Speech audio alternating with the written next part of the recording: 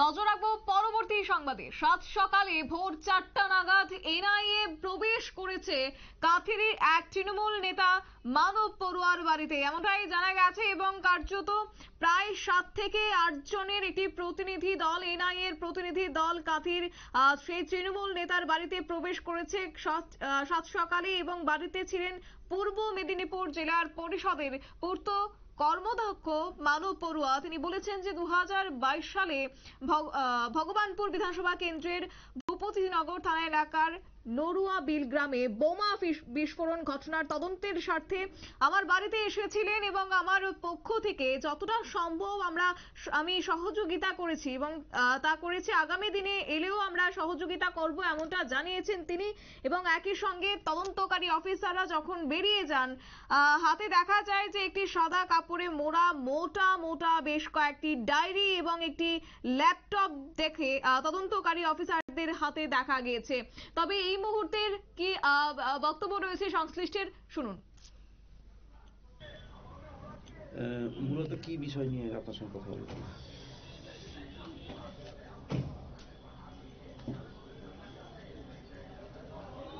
কি বিষয় বলতে আমাদের ওই 22 সালের যে ওই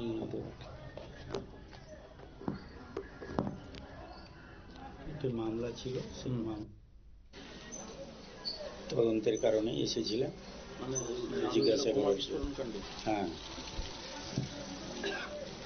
কি বললেন? সহযোগিতা করেছি।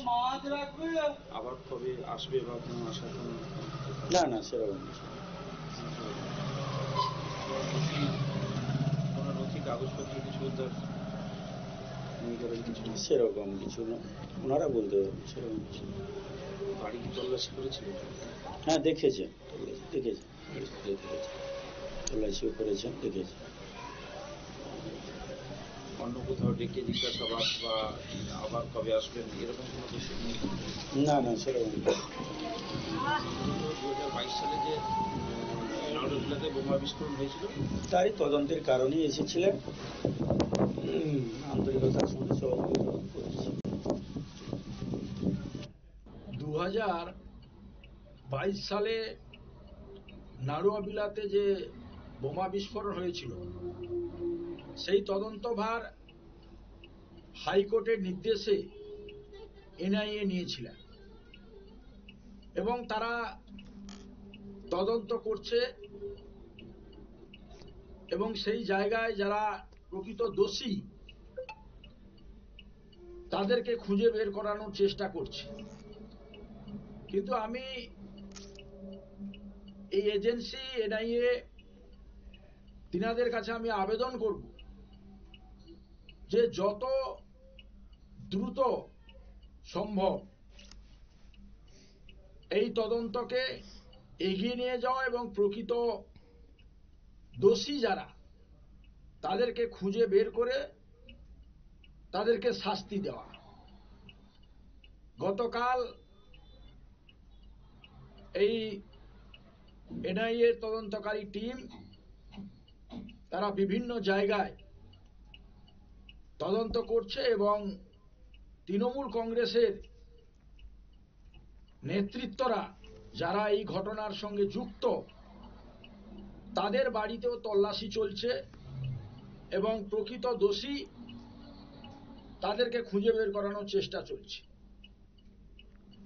কেননা এক সময় তৃণমূল কংগ্রেস তারা বড় জর্জুনগর, আড়ুগোয়াল, ভগবানপুর 2 ব্লককে একদম বোমা এবং বারুদের কারখানায় পরিণত করেছিল এবং মানুষের গণতান্ত্রিক অধিকার, মানুষের কোনো ভোটাধিকার ছিল না। তাই সেই ভয়াবহ বিস্ফোরণ, সেই বিস্ফোরণে তৃণমূল কংগ্রেসের বুথ সভাপতি সহ 3 জনের মৃত্যু হয়েছিল এবং সেই ঘটনায় তৃণমূল কংগ্রেসের উচ্চ নেতৃত্বরাও যুক্ত রয়েছে। তাই গতকাল তদন্তকারী টিম তারা তৃণমূল কংগ্রেসের নেতৃত্বরা যারা এই ঘটনার সঙ্গে যুক্ত তাদের বাড়িতে তল্লাশি করছে এবং এই তল্লাশির মাধ্যমে প্রকৃত দোষী যারা এই ঘটনায় যুক্ত তাদেরকে খুঁজে বের করে তাদেরকে শাস্তি দেওয়া হবে এবং প্রকৃত নিরপেক্ষ তদন্তের মাধ্যমে তাদেরকে সাজা দেওয়া হবে। আপনারা শুনলেন নিউজ ভ্যানগার্ডের পর্দায় এক্সক্লুসিভ সেই বক্তব্য তাদের। এবং শুক্রবার কাকবরেই কাতির তৃণমূল নেতা মানব পড়ুয়ার বাড়িতেই হানা দেয় এনআইএর এবং 7 থেকে 8 জনের একটি প্রতিনিধি দল এবং তদন্তকারী অফিসারদের সঙ্গে ছিলেন কাতির থানার পুলিশ। এবং এও জানা গেছে ওই সময় বাড়িতেই ছিলেন পূর্ব মেদিনীপুর জেলা পরিষদের পূর্ব কর্মদক্ষ মানব পড়ুয়া। এবং 2022 সালে 3রা ডিসেম্বর ভগবানপুর বিধানসভা কেন্দ্রের বোমা বিস্ফোরণের ঘটনায় এবার অভিযুক্তদের জালে তুলতে এবার এনআইএর অভিযান। নিয়ে নিচ্ছে ছোট্ট একটি বিজ্ঞাপন বিরতি, সঙ্গে থাকুন।